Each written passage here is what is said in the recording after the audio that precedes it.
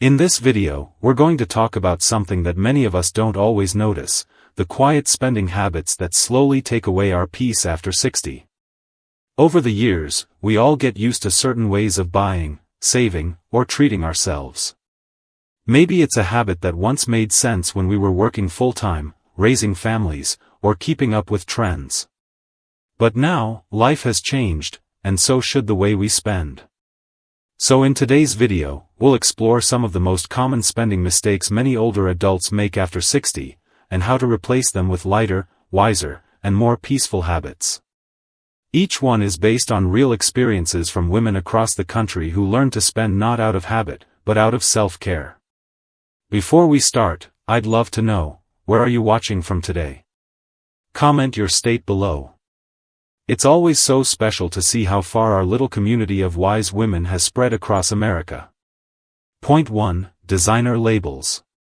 For many years, a lot of us believed that looking polished meant wearing the right brands, the perfect handbag, the elegant blouse, the shoes that said, "I still have it together."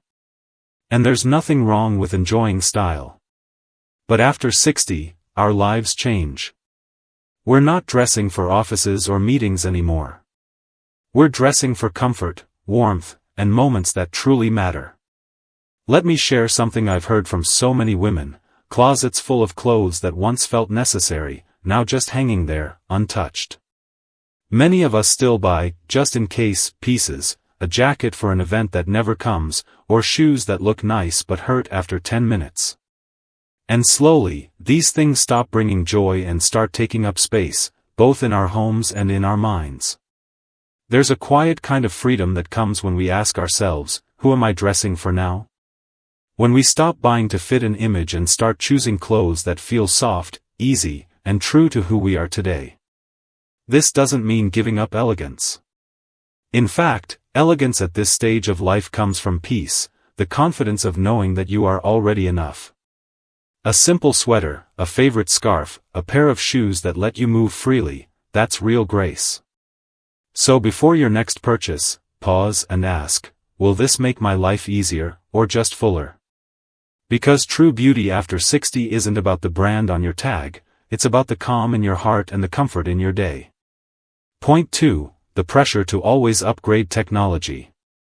Let's talk about something that quietly sneaks into our lives, the feeling that we always need the newest phone, the latest tablet, or the most advanced gadget.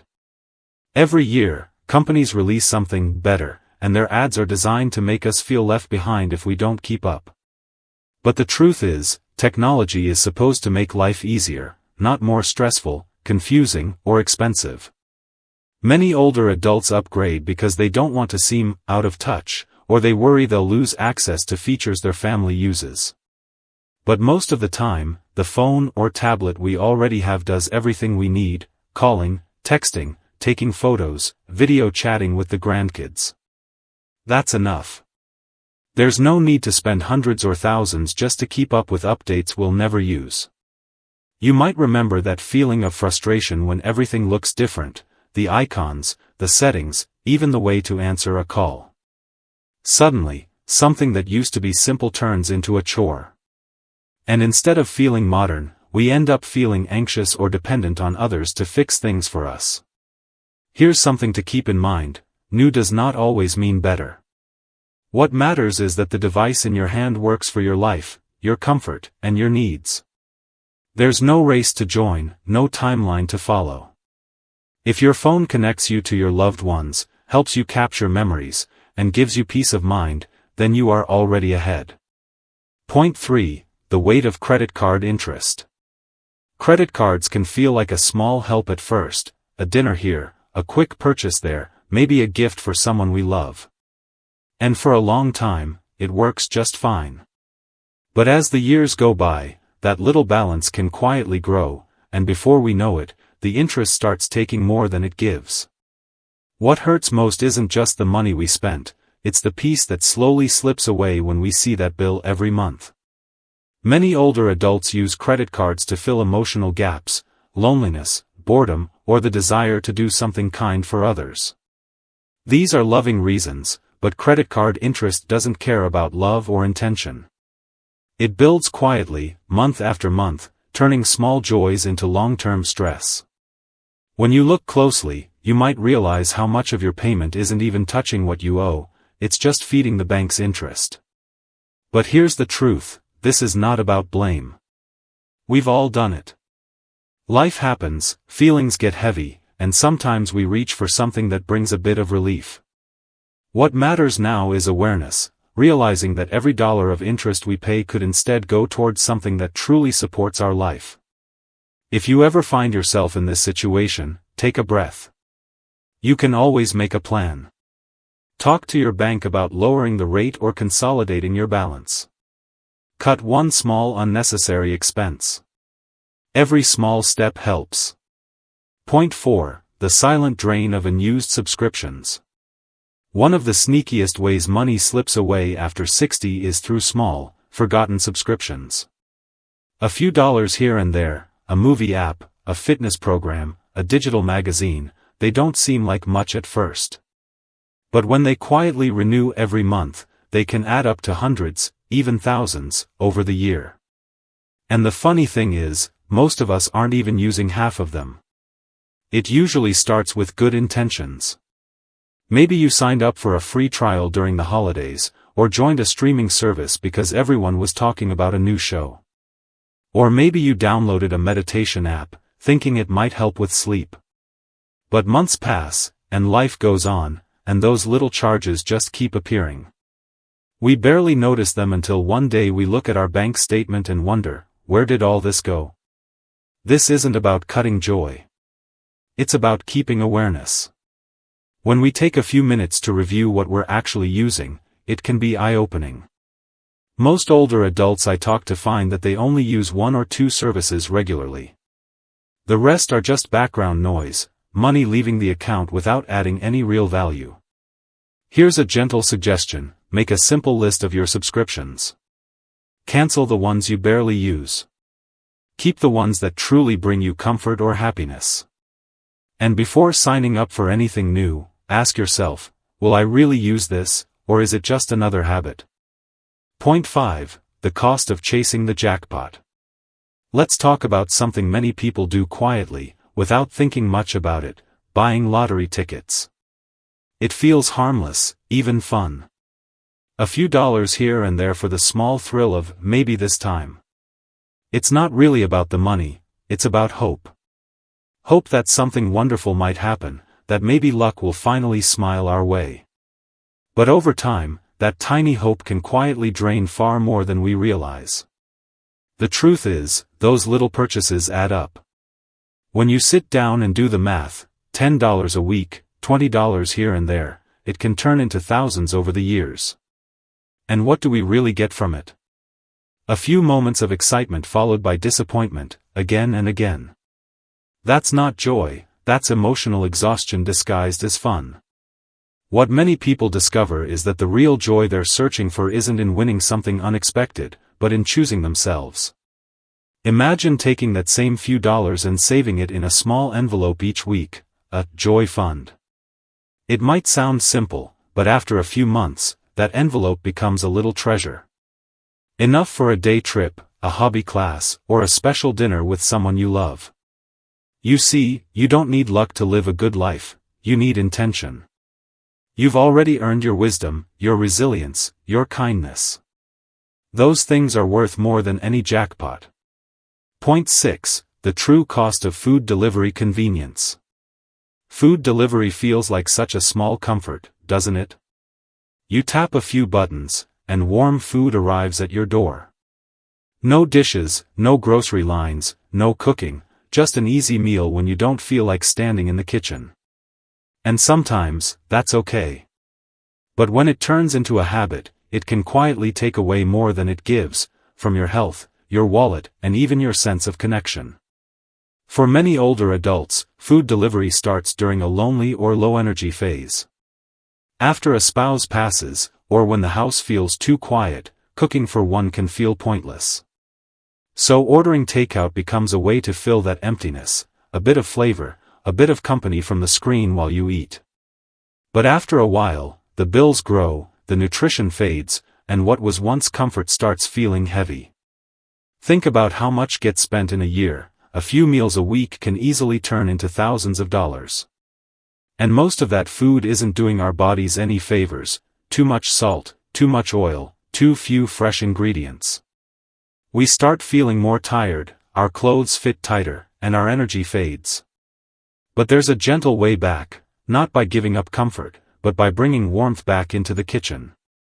Try 3 home-cooked meals a week. Nothing fancy. A soup, some vegetables, maybe grilled chicken or fish. Play your favorite music while cooking. Set your table, even if it's just for you. Or better yet, invite a neighbor or friend to share a meal. Point 7. The guilt of unused exercise equipment. Many of us have done this. We see an ad for a shiny treadmill, a stationary bike, or some miracle piece of exercise gear, and we imagine ourselves using it every day. We picture feeling stronger, healthier, more active. The intention is good. The hope is real. But then life happens, our knees ache, our schedule shifts, or we simply lose the spark. Slowly, that expensive machine turns into a coat rack, a guilt reminder sitting in the corner. Here's the truth, you didn't fail. The equipment just didn't fit your life anymore. At this stage, our bodies and routines change, and so should our idea of movement. Exercise doesn't need to be tied to a machine or a program. What really matters is gentle, joyful motion, walking, stretching, gardening, even dancing in the living room to your favorite song. I've spoken to women who sold their unused treadmills and used that money for better walking shoes or a local class. Many of them said it was the best decision they made, not just financially, but emotionally. The guilt disappeared, and movement started to feel like a gift again, not a chore. You see, health after 60 is not about pushing harder, it's about listening better. Your body doesn't want punishment, it wants care. And movement that feels good, no matter how small, brings that care to life. So if you've got that bike or treadmill collecting dust, don't see it as failure. See it as a chapter that's ready to close. Let it go, make space, and choose activity that truly brings you joy. Because real fitness isn't about machines, it's about moving with kindness toward yourself. Point 8. The empty promise of overpriced courses. These days, it feels like everywhere we look, someone is offering a course or program that promises to change your life. They tell you that for a few $100, or even a few $1,000, you'll find your purpose, heal your past, or reinvent yourself completely. And at times, those words can sound so inviting. After all, when life slows down after retirement, it's natural to want to feel inspired again, to feel a sense of meaning or renewal. But here's what many older adults discover after signing up for those pricey online courses: most of the wisdom they're paying for is already inside them. The lessons about peace, resilience, and self-worth don't come from worksheets or coaching calls. They come from decades of real life, from raising families, working hard, surviving loss, and learning what truly matters. You can't buy that kind of understanding, you've already earned it. Of course, learning is a beautiful thing. It keeps the mind young and the spirit alive. But learning doesn't have to come with a high price tag. You can join a local book club, take a free online class from a library, or volunteer and share your experience with someone younger. Sometimes, the best way to find purpose, again, is to give a little of your own wisdom back. So, before clicking enroll now, take a deep breath and ask yourself, do I need this course to find myself, or am I already enough? Most of the time, the answer will be clear. You don't need to reinvent yourself, you just need to remember who you've always been. At this age, your life is your greatest lesson, and your story is the real teacher. Point 9. The hidden cost of buying a brand new car. There comes a time when many of us think, I've worked hard my whole life, I deserve something new. And truly, you do. Comfort, safety, and reliability are important. But when it comes to buying a brand new car, the numbers can tell a story that isn't always as shiny as the paint. What feels like a reward can quietly turn into stress, high payments, rising insurance costs, and a car that loses value the moment it leaves the dealership lot. It's easy to get caught up in that excitement, the fresh smell, the smooth ride, the compliments from friends. But after a few months, the thrill fades and the bills remain. The truth is, new cars lose thousands in value each year, even if you treat them perfectly. And that money could be better spent on experiences that actually bring happiness, travel, home comfort, or even saving for peace of mind. Many older adults find that a lightly used or certified pre-owned car is a smarter choice. It's still safe, still comfortable, still modern, but without the heavy financial burden. The lower payments, cheaper insurance, and slower depreciation can bring real relief. And with that extra savings, you can do something that feeds your soul, take a small trip, visit family, or simply breathe easier knowing you're not tied to another big bill. At this stage of life, we don't need to prove anything to anyone. We've already earned our place, our dignity, and our peace. So before buying something brand new, pause and ask, will this bring me freedom or pressure? Because the goal now isn't to own more, it's to live more. True comfort isn't parked in the driveway, it's the calm feeling of knowing you're financially free and at peace with your choices. If you recognized a little piece of your own story in any of these points, please remember, there's no shame in that. Every habit we've built over the years came from love, responsibility, or the best decision we could make at the time. We spent, we shared, we cared, we lived, and that's nothing to regret. Life after 60 isn't about blaming ourselves for the past, it's about choosing peace in the present. Money is more than numbers, it's energy. When you protect it wisely, you're not just saving dollars, you're saving peace of mind. And at this stage of life, peace is the most valuable thing you can own. So as you move forward, don't chase trends, don't compare, and don't apologize for wanting simplicity. You've earned the right to live lighter, freer, and more content.